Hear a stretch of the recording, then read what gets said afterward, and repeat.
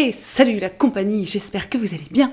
Je vous retrouve aujourd'hui avec mes favoris du mois de juillet. Donc je commence tout de suite ces favoris avec un favori beauté. Il s'agit de cette crème solaire. Alors je sais, je parle beaucoup de crème solaire ces derniers mois, mais en même temps, voilà, il y en a plein qui sortent. Donc j'en teste plein et il y en a notamment plein qui sortent et qui sont quand même vachement bien. Je vous ai parlé notamment de la Reine.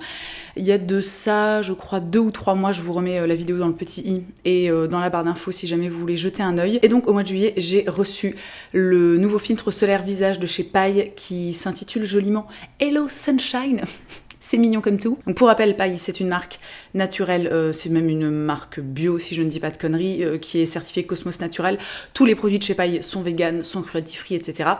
Et donc ce produit, il s'agit d'un filtre solaire pour le visage, mais plus particulièrement pour les peaux sensibles, puisque voilà, enfin moi c'est pas mon cas, j'ai pas une peau particulièrement sensible, mais je sais qu'il y a des personnes qui ont la peau sensible et qui peuvent faire des réactions au filtre, qui soient chimiques ou minéraux, et donc là voilà, cette crème là est formulée spécialement pour les peaux qui ont tendance un petit peu à réagir au filtre solaire. Donc on est sur un SPF 30, évidemment ça filtre les UVA et les UVB. Elle contient de l'oxyde de zinc qui n'est pas sous forme de nanoparticules, donc ça c'est quand même assez important puisqu'on n'a pas encore énormément de recul sur le zinc sous forme de... ou alors on a du recul et c'est pas top, enfin, je sais plus.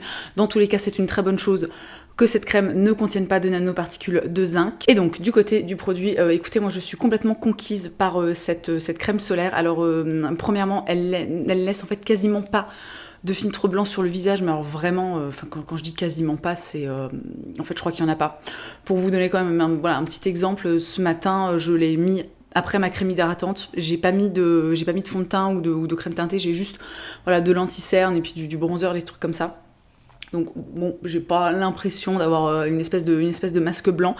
Moi, ce que je trouve très sympa aussi, enfin ce que j'aime beaucoup tout du moins avec cette crème, c'est que elle a un fini, il y a des mouches. Elle a un fini que je trouve assez hydratant en fait, ce qui est pour le coup assez cool, notamment si vous avez la peau qui a tendance à être un petit peu sèche, un petit peu déshydratée. Encore une fois, pour faire le parallèle avec la Reine, qui est géniale, que j'aime toujours beaucoup, mais la Reine, c'est vrai qu'elle a ce fini très mat, qui, si on a la peau sèche, peut être soit un petit peu inconfortable, soit avoir un rendu pas forcément top. Celle-ci, elle a une texture qui est plus hydratante, qui est très agréable. Néanmoins, voilà, c'est pas gras. Alors, encore une fois, moi j'ai la peau normale, à tendance un peu déshydratée, mais vous voyez, j'ai pas de brillance, j'ai pas la peau huileuse, pourtant aujourd'hui il doit faire, 25-26 degrés. Et bref, comment parler 10 minutes d'une crème solaire, bienvenue sur la chaîne de Colline. Cet écran solaire visage est vraiment excellentissime, je vous le conseille à 2000% si jamais tout ce que je viens d'en dire vous branche. Mon favori suivant, ce sont les bijoux que je porte, que vous avez peut-être remarqué au milieu de tout ce noir entre mes cheveux, ma robe, etc. Donc il s'agit de nouveaux bijoux Aglaïa & Co. Donc Aglaïa & Co, je vous en parle régulièrement, c'est une marque avec laquelle je travaille depuis maintenant des années, que j'aime énormément puisque c'est tout simplement une marque de bijoux éthiques fabriqués en France à la main, qui a une très très belle histoire, qui a de très très beaux engagements. Et ce mois-ci, au mois d'août, Aglaïa fête ses 4 ans d'existence, donc joyeux anniversaire Aglaïa. Et il fête ses 4 ans j'ai limite envie de dire de la meilleure manière qui soit, puisque ils viennent en fait tout juste de sortir des bijoux, donc voilà, dont les bijoux que je porte en fait ils font partie de cette collection, des bijoux avec leur toute première pierre semi-précieuse, sur lesquelles en fait ils ont une transparence totale du début à la fin. Donc la pierre sur laquelle ils ont travaillé pour avoir vraiment cette transparence totale, c'est la pierre de turquoise, vous vous en doutez. Donc moi, grosse fan, avec le lapis lazuli et l'onyx, la turquoise c'est un peu mon top 3 si tu veux. Au niveau de la traçabilité, si vous vous intéressez un petit peu au sujet des bijoux, au sujet de l'or, des pierres semi-précieuses, etc., vous savez que c'est quand même un milieu qui est un peu qui est pas toujours extrêmement top, hein. C'est vrai qu'il y a beaucoup de soucis de travail clandestin, de travail d'enfants, de choses comme ça. Donc c'est vrai que Aglaïa, d'ailleurs on en avait parlé il y a de ça, je pense peut-être 1 ou 2 ans, je leur avais dit que ce serait vraiment super cool en fait de pouvoir offrir une traçabilité totale, et ils m'avaient dit que justement ils travaillaient dessus, et en fait le grand jour est arrivé. Donc pour la petite histoire, leurs pierres de turquoise viennent des États-Unis, donc plus exactement de l'état du Nevada, et ils ont vraiment une traçabilité totale qui part de la mine desquelles sont extraites les pierres de turquoise jusqu'à évidemment la fabrication du bijou. Bon, ça au niveau de la traçabilité c'est pas compliqué, c'est eux qui les fabriquent, hein. Et donc moi je trouve que c'est une excellente nouvelle pour le monde des bijoux, pour amener un petit peu plus d'éthique et de respect de l'humain et compagnie dans ce milieu qui est formidable, mais sur lequel, dans lequel c'est vrai, il n'y a pas non plus toujours une traçabilité exceptionnelle. Donc au niveau des bijoux, je vais quand même en parler 2 minutes, voilà, ils vont absolument parfaitement avec la saison, avec le temps. C'est des petits soleils en plaqué or avec une pierre turquoise au milieu et voilà, moi je trouve ça absolument ravissant. Encore une fois, la pierre turquoise, c'est vraiment une de mes faves de la vie. Et j'ai envie de conclure ce petit chapitre de cette vidéo en disant bravo Aglaïa. Dans mes favoris ce mois-ci, on trouve cette chose. Alors, je sais, on se demande un peu ce que c'est, hein, c'est un peu une espèce d'ovni comme ça, un ovni, non pas du tout, hein. Un ONI, un objet non identifié, on pourrait dire un objet mou, un omni, un objet mou non identifié. Je vais arrêter. D'ailleurs, voilà, je crois que je vais fermer cette chaîne et puis je vais faire autre chose de ma vie. On la refait moins crispée.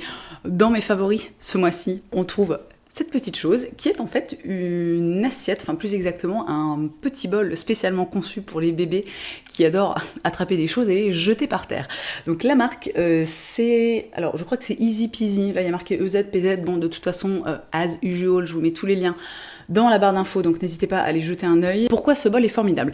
Donc ce bol est formidable premièrement parce que on ne peut pas le casser, hein. Par exemple si je le jette par terre dans la seconde qui suit, il ne se cassera pas, hein. C'est du silicone qui ne casse pas. De plus, votre enfant ne peut pas se blesser avec, ce qui est quand même, plutôt sympa, parce qu'on n'aime pas trop quand les enfants se blessent. Et enfin, la troisième chose qui fait que j'adore cette assiette et que vraiment, elle a pris tout son sens en fait quand on a commencé la diversification avec notre fils, c'est qu'une fois qu'elle est posée sur une surface plane, et alors quand même assez lisse, hein.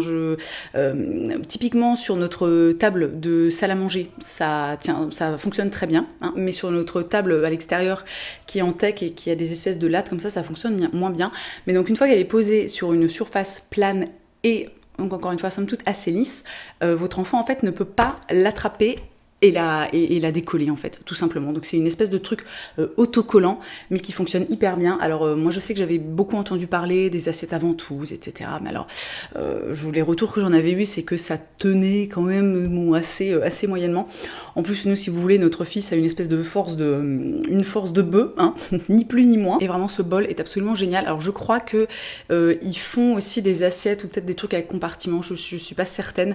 Mais alors vraiment, ce truc c'est la vie. Si vous avez un enfant qui adore jeter les choses par terre, comme sensiblement tous les enfants, c'est normal, ils apprennent la cause à effet, c'est-à-dire je prends un truc, je le jette par terre, bon bah ça fait du bruit, il tombe par terre, voilà, c'est passionnant pour les enfants de jeter les trucs par terre, beaucoup moins pour les parents, hein. Qu'est-ce que je disais je disais que putain, cette vidéo, tu sens que je pense que ça fait au moins 1 mois que j'ai pas tourné de vidéo et du coup je suis complètement tu sais, je pars dans tous les sens, quoi. La meuf n'a pas d'organisation de cerveau, en fait, hein. C'est très compliqué. Bref, pour conclure là-dessus, cette assiette est géniale. Je vous la conseille vivement. Encore une fois, si vous avez des petits enfants qui adorent jeter des choses par terre, il y a plein de couleurs. C'est sans BPA, sans PVC. Lead, bon, je sais pas ce que c'est sans phtalate. Je retourne à la beauté. Je voulais vous parler de ce mascara dont j'ai déjà dû vous parler il y a de ça longtemps, plusieurs mois, si ce n'est plusieurs années. Il faisait partie en fait d'une box que j'avais faite avec Birchbox. Il s'agit du mascara Endure de chez Arrow. Alors, au moment où je prononce tout ça, je me dis j'espère que la marque existe encore et j'espère que ce mascara est encore disponible et trouvable facilement parce que je sais pas pourquoi je suis prise vraiment d'un énorme doute. Toujours est-il que ce mascara est un peu devenu mon petit chouchou, hein, ces dernières semaines, puisque j'ai terminé mon bien-aimé Big Lash de chez Lily Lolo. Du coup, je suis allée fouiller un petit peu dans ce qui me restait comme stock de mascara et je suis retombée sur celui-ci et alors il est absolument top.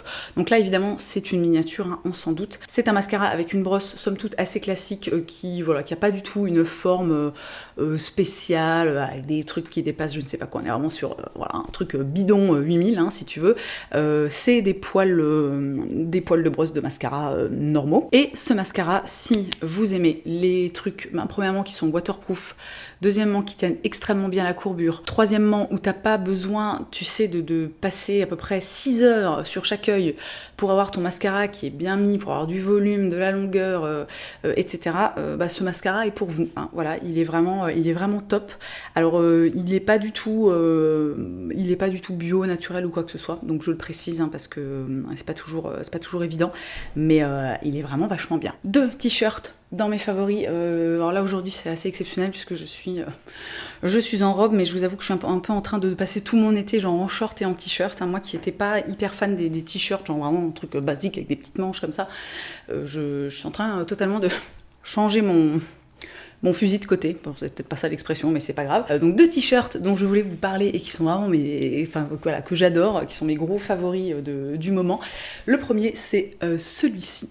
Donc c'est un t-shirt, alors qui n'a pas vraiment de marque. C'est un t-shirt que j'ai commandé sur un site internet après l'avoir vu tout simplement porté par Slash. Hein, voilà. Alors il faut savoir que moi, en fait, niveau style, Slash c'est un peu mon icône, hein, c'est un peu mon Karl Lagerfeld à moi. Je l'ai vu il y a de ça quelques semaines au Luxembourg avec Miles Kennedy.